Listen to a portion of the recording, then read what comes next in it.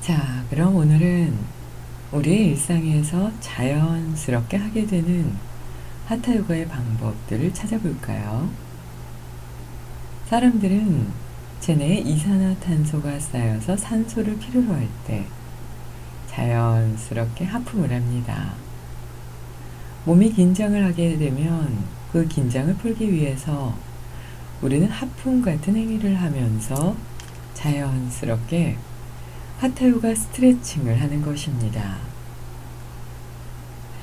그러니까 다른 어떤 요가를 수행하지 않는다고 해도 우리 자신의 타고난 성향, 그리고 내면을 면밀하게 관찰하다 보면 그 안에서 이미 요가 수행을 행하고 있는 자신을 보게 되는 것입니다.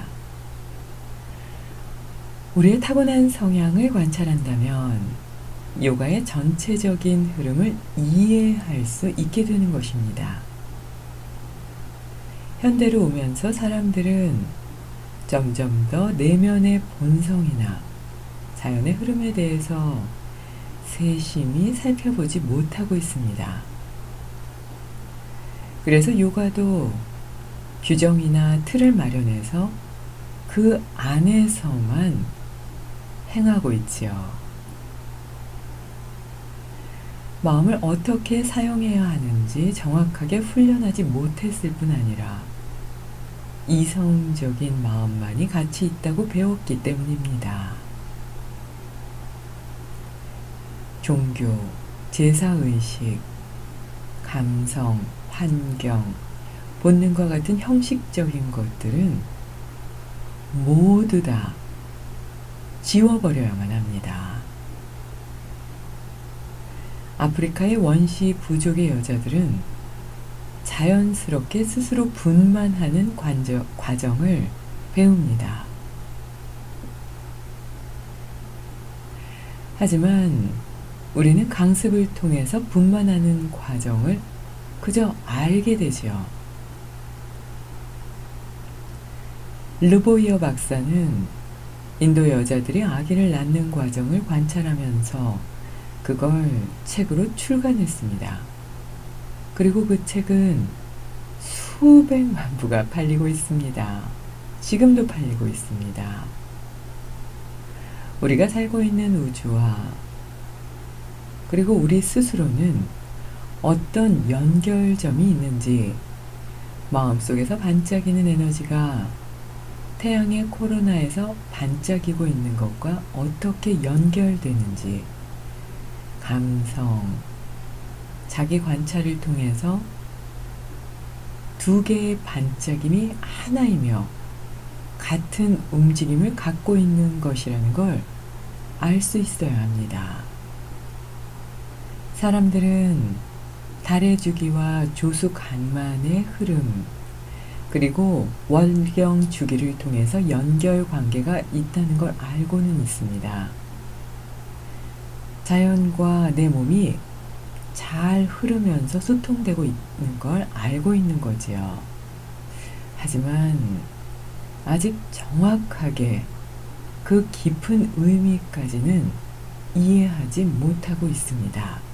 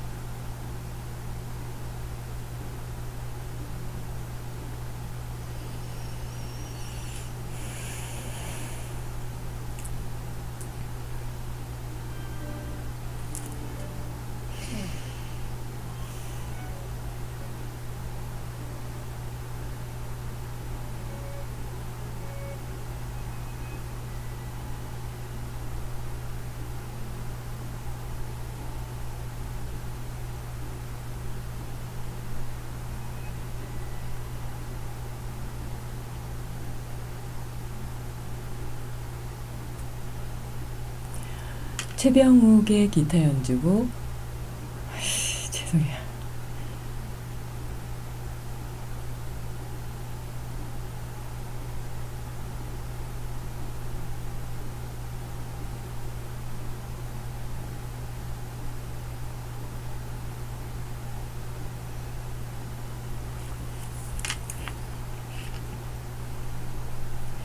최병욱이 기타로 연주하고 정다운이 바이올린으로 연주한 릴리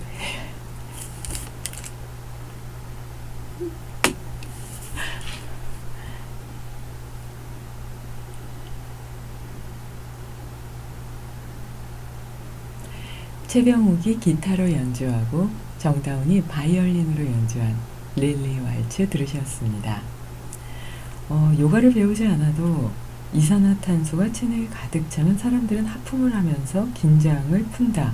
그게 바로 하타요가 스트레칭이다. 이렇게 말씀하셨어요. 그러니까 요가 수행을 하지 않아도 타고난 성향 그리고 내면을 잘 관찰하고 이해하면 아, 내가 요가 수행을 하고 있구나 라고 이해할 수 있다고 하셨어요. 그러니까 타고난 성향을 잘 관찰하는 건 이미 전체적으로 요가의 흐름을 이해할 수 있는 내면의 지식을 갖고 있는 거다 이렇게 말씀하셨는데요. 하지만 현대로 오면서 사람들은 내면의 본성이나 자연의 흐름에 대해서 잘 살피지 못하고 있다.